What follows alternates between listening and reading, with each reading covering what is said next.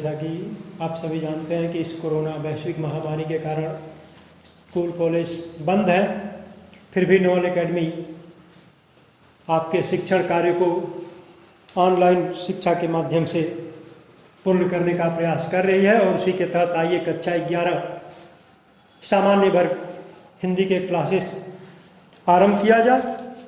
और इसमें महाकवि सूरदास इनकी कुछ काव्य पंक्तियाँ हम लोग पढ़ते हैं।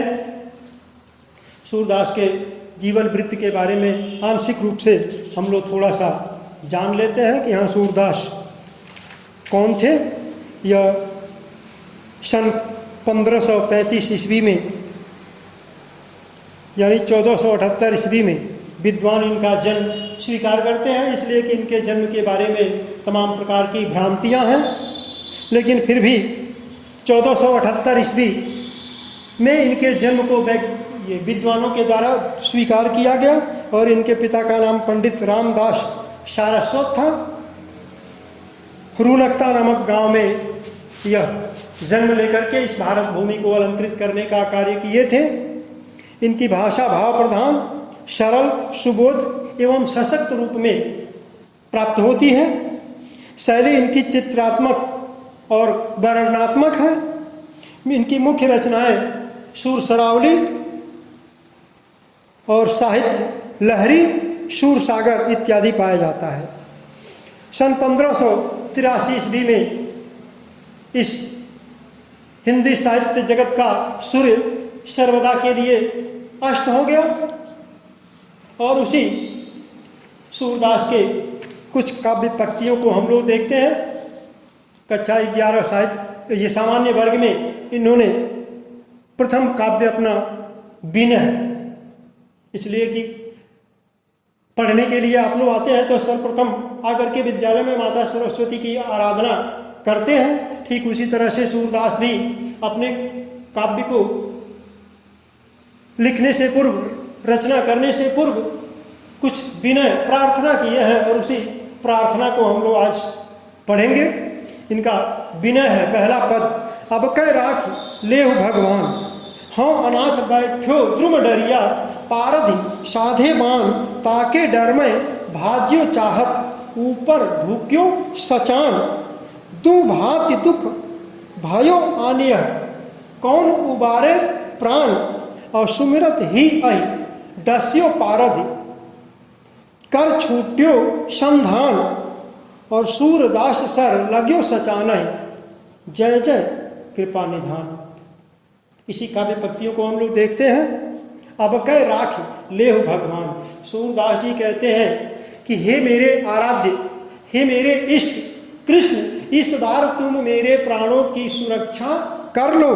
क्यों कि हाँ अनाथ बैठो द्रुम डरिया, क्योंकि मैं सूरदास रूपी पंछी अनाथ होकर के, बेसहारा होकर के एक वृक्ष की डाली पर बैठा हुआ हूं।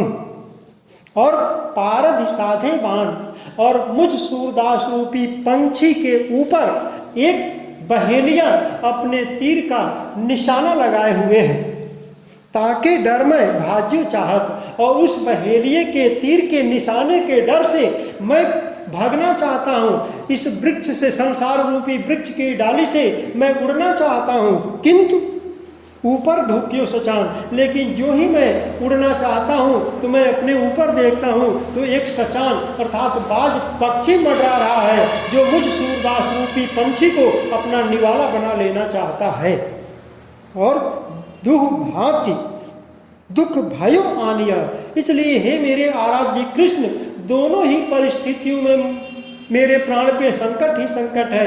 यदि मैं डाल पे बैठा रहता हूँ तो पारद के इस बहेलिए के तीर का शिकार बनूंगा, और यदि इस संसार रूपी वृक्ष की डाली को छोड़ करके उड़ जाना चाहता हूँ तो ऊपर बाज पक्षी मुझे अपना आहार बना लेगा।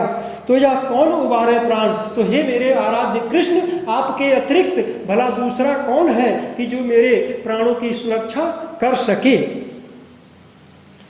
तो सुमिरत ही अहि दस्यो पारधि, और जो ही सूरदास अपने आराध्य कृष्ण का सुमिरन करते हैं, उनको याद करते हैं, उनकी आराधना करते हैं, तुरंत उस बहेलिए के हाथ में जो तीर और धनुष था, उसके बहेलिए के हाथ से निशाना चूकता है और वह तीर छूट जाता है और सूरदास सर लग्यो सचान है। जय जय कृपा निधान। सूरदास जी कहते हैं कि उस बहेलिए के हाथ से वह तीर छूटा और निशाना चूक गया और वह तीर जा करके ऊपर उड़ रहे उस बाज पक्षी को लगा। धन्य है हे मेरे आराध्य कृपा करने वाले कृपा सिंधु कृष्ण, आपके इस कृपा से मेरे प्राण सुरक्षित बच गए, इसलिए कि बहेलिए का तीर भी मुझे नहीं लगा और वह बाज पक्षी भी मर गया, मेरे प्राण सुरक्षित बच गए। और इनका दूसरा छंद है इसी विनय में कि मेरो मन अनंत कहाँ सुख पावे, जैसे उड़ जहाज को पंछी फिर जहाज पर आवे, कमल नयन को छाण महात्म और देव को ध्यावे, परम गंग को छाण पियासो दुर्मति कूप खनावे, जी मधुकर अंबुज रस चाख्यो क्यों करील फल भावे, सूरदास प्रभु कामधेनु तज छेरी कौन दुभावे। इसमें भी कृष्ण ने, ये सूर ने अपने कृष्ण का आराधना करते हुए उनके महिमा का वर्णन किए हैं कि वह कृष्ण यदि कृपा करते हैं तो किस प्रकार से करते हैं, वह कृपा सिंधु हैं। तो हे मेरे आराध्य कृष्ण, इस संसार में ऐसा कौन सा व्यक्ति होगा कि जो आपकी आराधना नहीं करेगा। इसी के संदर्भ में तो ये सूरदास ने लिखा कि मेरो मन अनंत कहाँ सुख पावे। हे मेरे आराध्य कृष्ण, मुझ सूरदास का जो मन है वह अत्यंत ही चंचल है, अनंत प्रकार की कामनाओं को करने वाला है। तो यह मेरा अनंत कामना करने वाला मन इस संसार में भला कहाँ सुख को प्राप्त कर सकता है।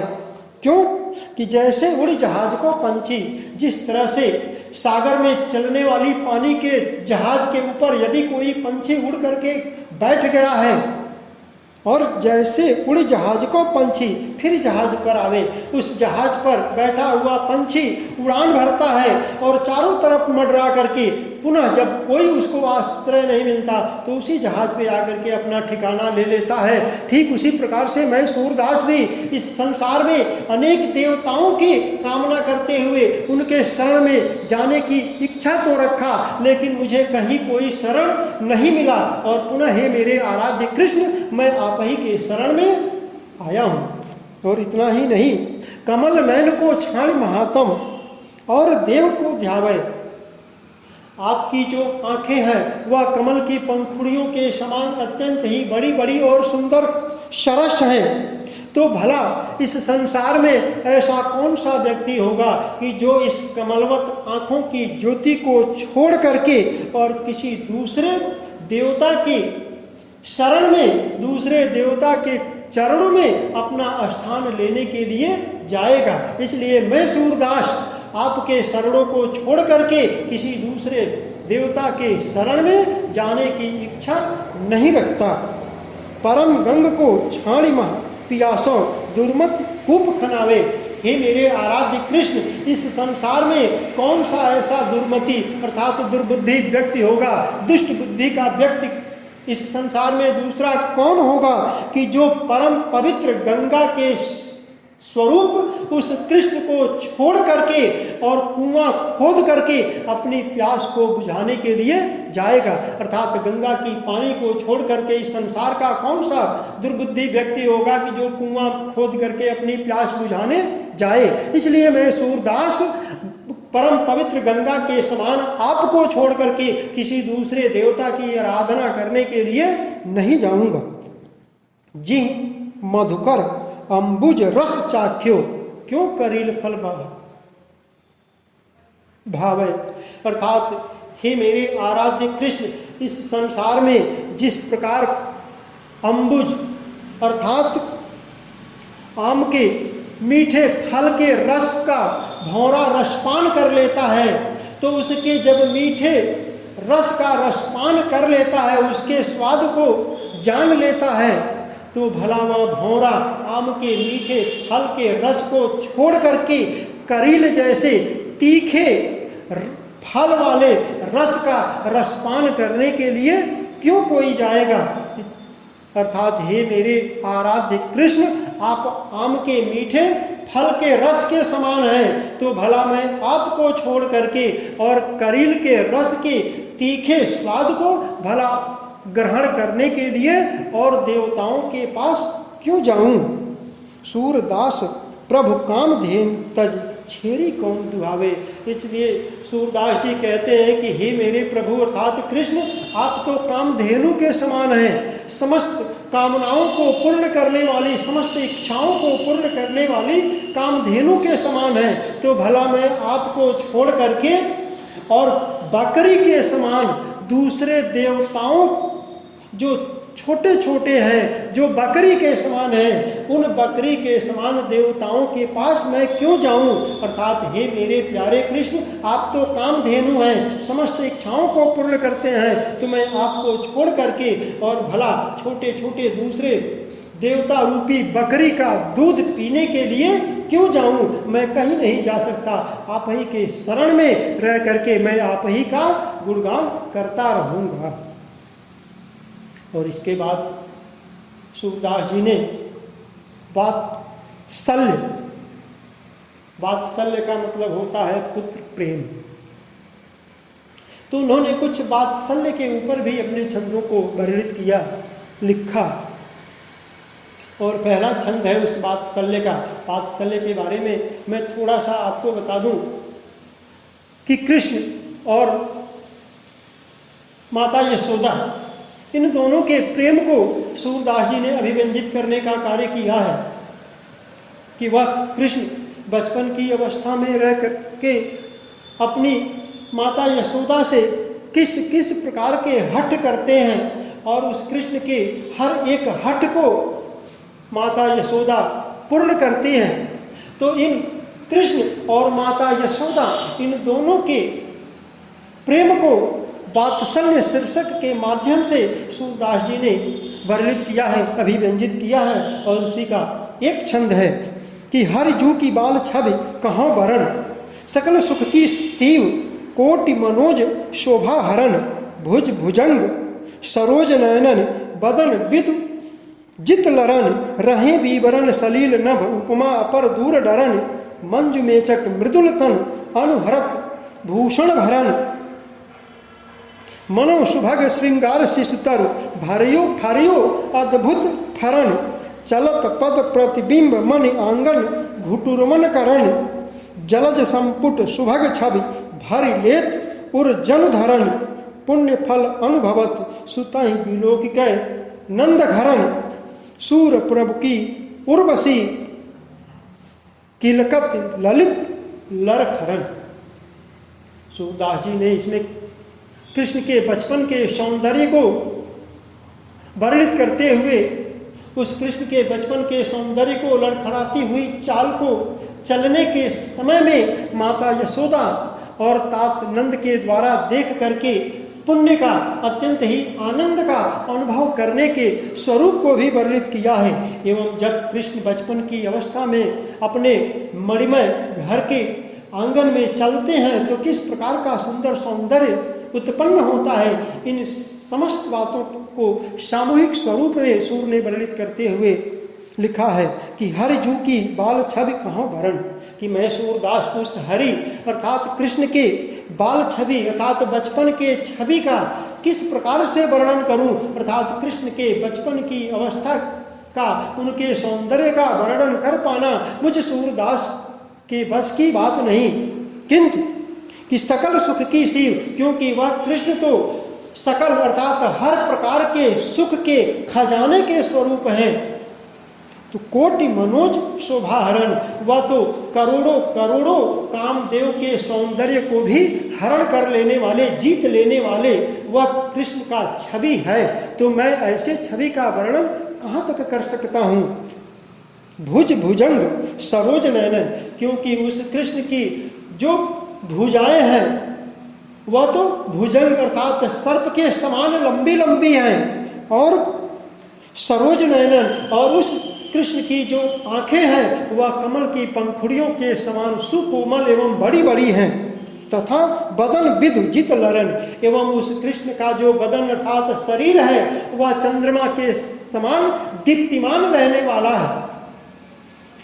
रहे बीबरन सलील नभ उपमा अपर दूर डरन, तो कृष्ण की भुजाओं से लज्जित होकर के वह सर्प बीबर अर्थात बिल में जाकर के छुप गया, और सलील और कृष्ण की आंखों से लज्जित होकर के वह कमल जाकर के पानी में छुप गया, और जो चंद्रमा है वह चंद्रमा कृष्ण के सुंदर स्वरूप वाले उस शरीर से लज्जित होकर के आकाश मंडल में छिप गया। तो मैं सूरदास इस पृथ्वी पे और दूसरा कौन है कि जिससे मैं कृष्ण के शरीर की उपमा दे सकूं, अर्थात तो कृष्ण की आंखों से लज्जित होकर के कमल पानी में जा छिपा, उनके शरीर के सौंदर्य से लज्जित होकर के चंद्रमा आकाश मंडल में जा छिपा, और उनके हाथों से लंबी लंबी भुजाओं से लज्जित होकर के नाग जाकर के सर्प जाकर के बिल में छुप गया। तो दूसरा कोई उपमा नहीं है कि कृष्ण के सौंदर्य से मैं उसकी उपमा दे सकूं। मंजु मेचक मृदुल तन, और जो उनके बाल हैं वह काले काले घुघराले हैं, और मृदुल तन, और जो उनका शरीर है वह अत्यंत ही कोमल है। अनुहरत भूषण भरण, और उनका सौंदर्य, उनके बाल उनके शरीर पे आभूषण के स्वरूप में सुंदर सुशोभित होते हैं, अर्थात उनका सौंदर्य ही आभूषण के रूप में सुशोभित होता है। इतना ही नहीं, मानव सुभग श्रृंगार शिशु तरु फरियो अद्भुत फरन, और इस कृष्ण के इस अलौकिक अनुपम सौंदर्य को देख करके ऐसा प्रतीत होता है कि कोई श्रृंगार का छोटा सा पौधा हो, और वह पौधा ऐसे सुंदर स्वरूप रूपी, ऐसे सुंदर कृष्ण के रूप के अनुरूप में कोई छोटा सा फल दे दिया हो, और वह फल अत्यंत ही अद्भुत रूप में, अलौकिक रूप में दिखाई दे रहा हो, अर्थात जो कृष्ण का सौंदर्य है उसको देख करके ऐसा लगता है कि जैसे श्रृंगार का कोई छोटा सा पौधा एक अलौकिक सुंदर छवि रूपी फल को दे दिया हो।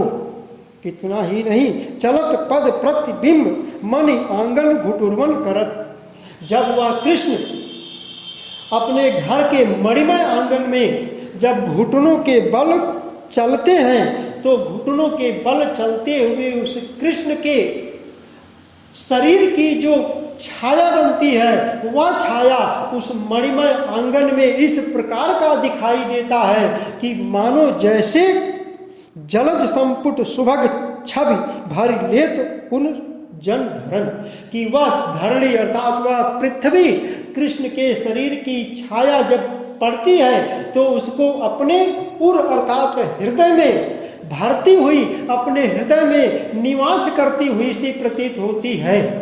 अर्थात कृष्ण जब अपने घर के मणिमय आंगन में घुटनों के बल चलते हैं तो जो शरीर की छाया है उस छाया को यह पृथ्वी ऐसा लगता है कि अपने हृदय में निवास करा लेना चाहती हो, अपने हृदय में बसा लेना चाहती हो। इस प्रकार का सुंदर प्रतिबिंब, इस प्रकार का सुंदर दृश्य सामने दिखाई देता है। इतना ही नहीं, पुण्य फल अनुभवत सुताई विलोकिक नंद घरन, नंद की घरनी अर्थात नंद की पत्नी माता यशोदा अपने घर के आंगन में कृष्ण के घुटनों के बल चलते हुए सुंदर सौंदर्य को, सुंदर छवि को देख करके पूर्व जन्म के पुण्य के फल का अनुभव करती हुई सी प्रतीत होती है।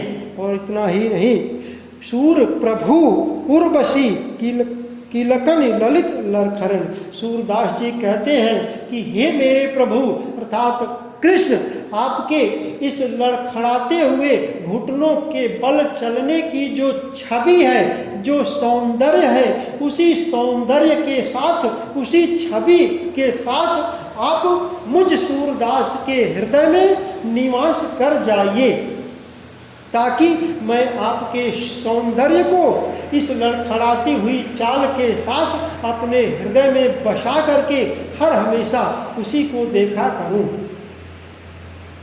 यह तो था सूरदास जी का वात्सल्य का पहला छंद, और इस वात्सल्य का यह छंद समाप्त होता है। इसके बाद शुरू होता है भ्रमर गीत। भ्रमर गीत के बारे में मैं बस थोड़ा सा आंशिक रूप में आपको बता दूं कि यह भ्रमर गीत कृष्ण और गोपियों के संवाद के बारे में सूरदास जी ने वर्णित किया है। जब कृष्ण ब्रज को छोड़ करके मथुरा धाम को चले जाते हैं तो उस कृष्ण के विरह से व्याकुल होकर के गोपिकाएं बावली होकर के घूमने लगती हैं, और ऐसी बावली गोपिकाओं को निराकार ब्रह्म का संदेश देने के लिए कृष्ण ने मथुरा से उद्धव को भेजा था कि हे उद्धव, आप जा करके बावली हो चुकी उन गोपिकाओं को निराकार ब्रह्म का संदेश दीजिए।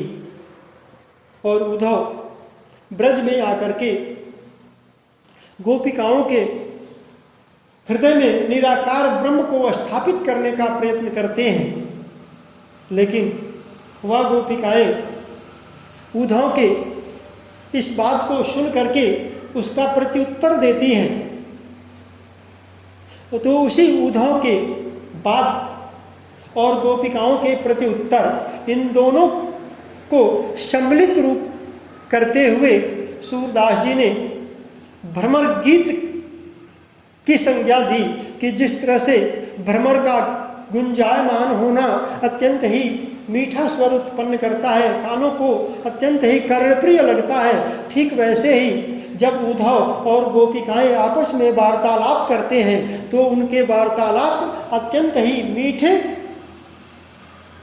लगते हैं, अर्थात वह कानों को अत्यंत ही मीठे लगते हैं, अच्छे लगते हैं। और अच्छे लगने वाले इस बात को सूरदास जी ने भ्रमर गीत की संज्ञा दी, और यह भ्रमर गीत पुनः अब अगले दिन, तब तक के लिए धन्यवाद।